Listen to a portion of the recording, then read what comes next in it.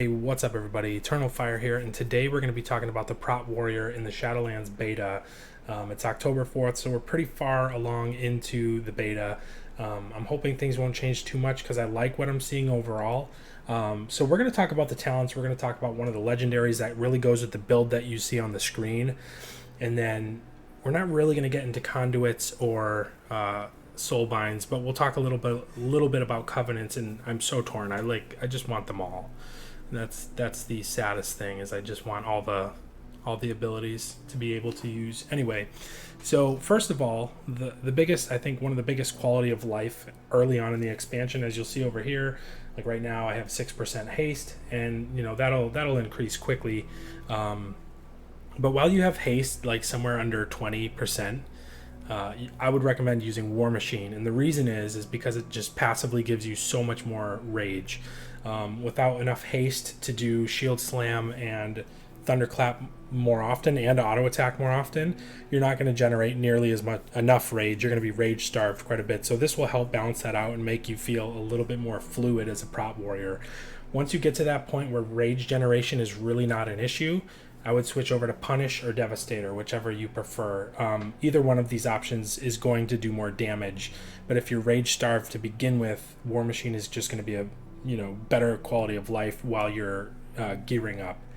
In the next tier, you have a mobility, so you can have 2 charges. You can have Rumbling Earth, which is to lower the cooldown of your AoE Shockwave stun, or you have your single target stun. For Mythic Plus, typically you want to go with Storm Bolt, because you can get that extra stun on top of having a Shockwave and your Interrupt. In this tier, with this build, we're going to go with Booming Voice. It does the exact same thing as in BFA, and we're going to leave that there because it's going to work with Unstoppable Force. What I do think is interesting in this tier is Dragon Roar is the same. What I do think is interesting is Best Served Cold. Revenge deals 20% more damage, so anytime you use, if you take this talent, anytime you use Revenge, it just does 20% more damage. But when it procs from a parry or a dodge, it does 50% more damage. So one of the main changes to Prot Warrior this expansion so far in the beta is that the damage of Thunderclap got nerfed big time, which in my opinion is completely justified, because if you looked at your damage meter after a dungeon or whatever, Thunderclap was by and far way ahead of anything else damage-wise of your abilities minus Twilight Devastation. So it's interesting because rage, or you actually spend rage to use revenge, whereas Thunderclap is a rage generating ability as well as Shield Slam. So it kind of, I feel like it kind of makes revenge feel like it belongs more, because before it was just kind of this AoE filler you used, right? But now it actually does more damage, so you have to really decide when you're going to spend rage, do I need to use it for my next Ignore Pain or Shield Block, or do I have enough rage, or do I not need to use those things right now and I can just dump rage and getting more damage? As well as the fact that your Devastate is your single target deep wounds. It puts deep wounds on a bleed on your enemy, and Revenge does an AoE deep wounds ability. So Revenge is like your top dog with damage right now, and there's no cooldown either. They remove the cooldown from it, so you can just spam it and completely deplete yourself of rage if you want to. So you have to be careful. In the next tier, we have Crackling Thunder, which increases the radius of your Thunderclap, which in this current build, talent build, it would make sense to want to reach more people with your Thunderclap, right? To maximize on the fact that this is a Thunderclap build. And then you have Bounding Stride, which is always fun if you need that increased mobility. And then Menace. I really love Menace, and I've tried it out in dungeons already. You literally, other than your primary target, you knock back enemies. So I've used it a few times where you accidentally pull an extra pack, and then you use Menace, and you just knock everybody except for your primary target back. And then once they get knocked back, then they stand in place in fear. So if you're getting overwhelmed and you're getting low in health and you need to wait for the healer to throw you something, or something's about to come off cooldown for you, you can use Intimidating Shot with Menace and get some breathing room. So I think that's a really cool ability, and I'm looking forward to using it in live. In the next tier, I love this tier because it actually gives you healing abilities. Never Surrender seems pretty useless in comparison to the other two. Indomitable gives you 10% more health, and basically every 10 rage you spend, you get 1% healing of your maximum health. So this is the Legion legendary bracers from the expansion Legion for Prot warriors, which, I mean, you literally had to have those bracers. They were just incredible. It's like having a really nice hot on yourself all of the time. So Indomitable is basically like giving yourself a passive heal over time effect. And then Impending Victory, they actually buffed it, and it went from 20% health healing of your maximum health to it's now 30% of your maximum health. So it is a really powerful self-heal that warriors now have on a 30-second cooldown. 20%, it was just, I mean, that's not bad at all. But a 30% heal on a 30-second cooldown for a Prot warrior, that feels really good, and that is a huge save yourself ability when you need it. So you can just add that to your card deck or whatever of survival tactics. In the next tier with this build, we have to go with Unstoppable Force, because otherwise there's no point in taking Booming Voice. Avatar increases the damage of Thunderclap by 30%, reduces its cooldown by 50%. So that is the same. And this is the build that everybody was so upset about when Alpha, people started playing on Alpha, because it was broken, right? Because they took Demoralizing Shout off of Anger Management, which is our next talent. They took Demoralizing Shout off of Anger Management. So before, what you'd do is you'd use Demoralizing Shout and Avatar together. You'd spam Thunderclap like a crazy person, and before you know it, you had Demoralizing Shout and Avatar back up, right? You dump all your rage, use those. I mean, we've been talking about this since Legion. Just dump all your rage so you get everything back up again, so you can have all your burst damage on another the next, maybe even the next pack in a dungeon. So the problem is, the main issue is they took Demoralizing Shout off of Anger Management, right? Now, Anger Management is only Avatar and Shield Wall. Also, Last Stand was removed, but that's less devastating.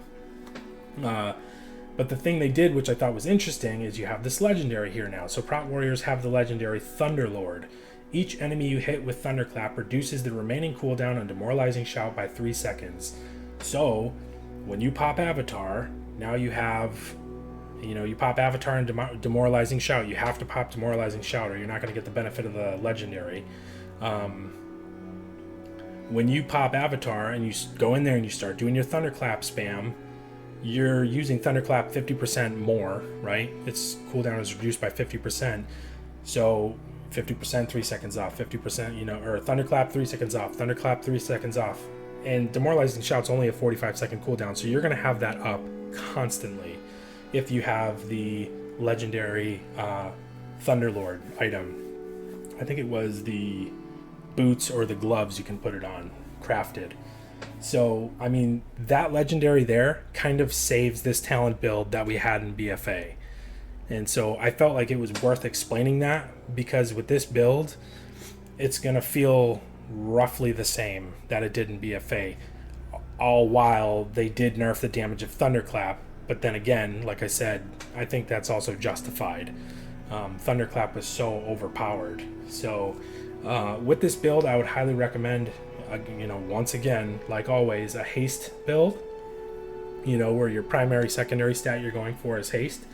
Haste is pretty much everything for a Prot warrior, and then you could do, obviously, haste and versatility. And I've seen people playing with haste and critical strike as well. And I kind of think that's fun and interesting, because you have riposte. So let's look at our talents. Dun, dun, dun. You notice you have warrior and then protection. So these are the warrior specific talents that you have on every spec.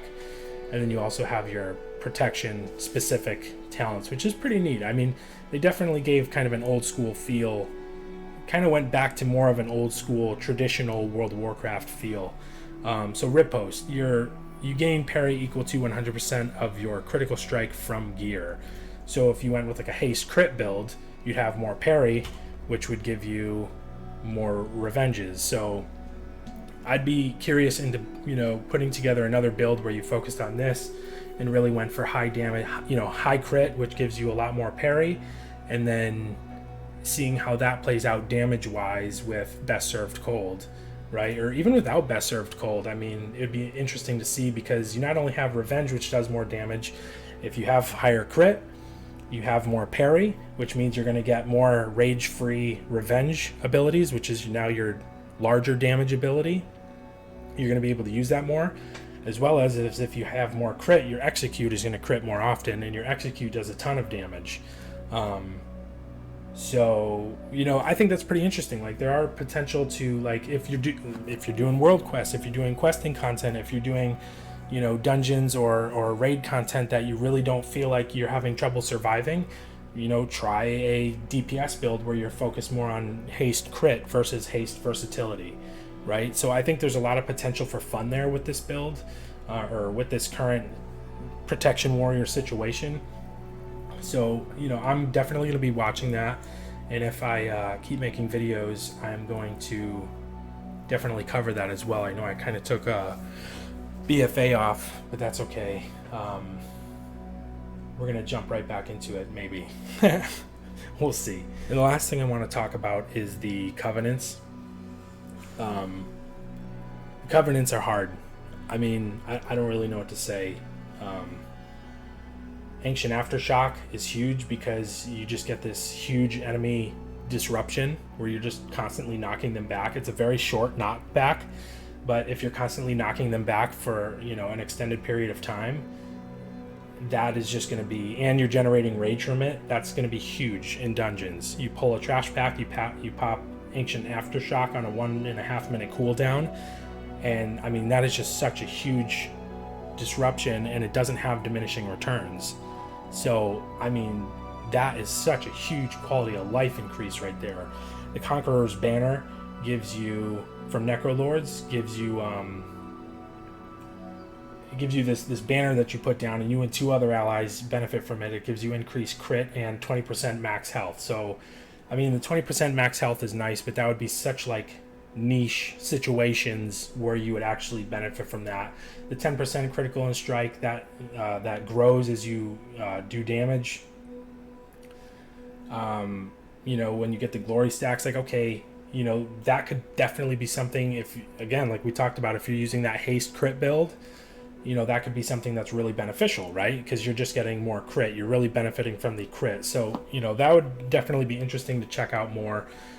Condemn from the Venthyr, it replaces your Execute, and now it is available when the enemy is above a certain health, 80% health, or below 20% like Execute normally would, as well as it weakens the primary target that you're using Condemn on when they're hitting you.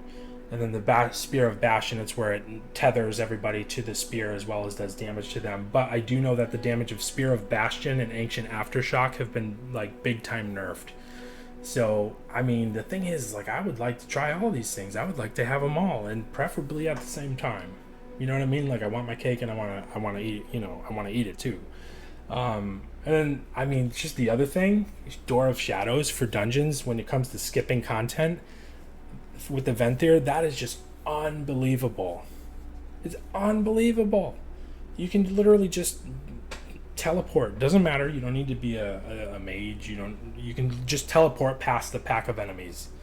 So, I mean, that has so much potential. I can't wait to see the first Mythic Plus Invitational and see what Covenants they end up choosing and going with. But at this point, things are changing so much, it's really hard to say.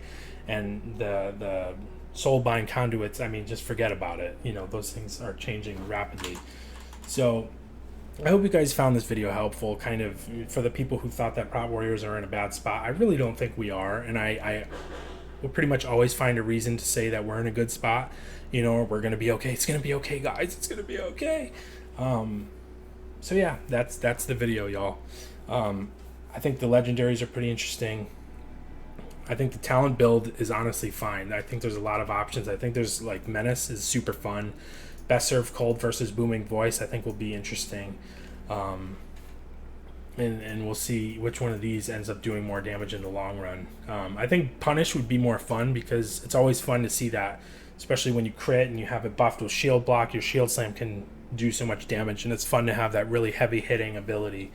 So I hope you guys liked this video. I hope you found it helpful. If you did, leave a like, comment, subscribe. Thanks for watching, and I'll see you on the next one.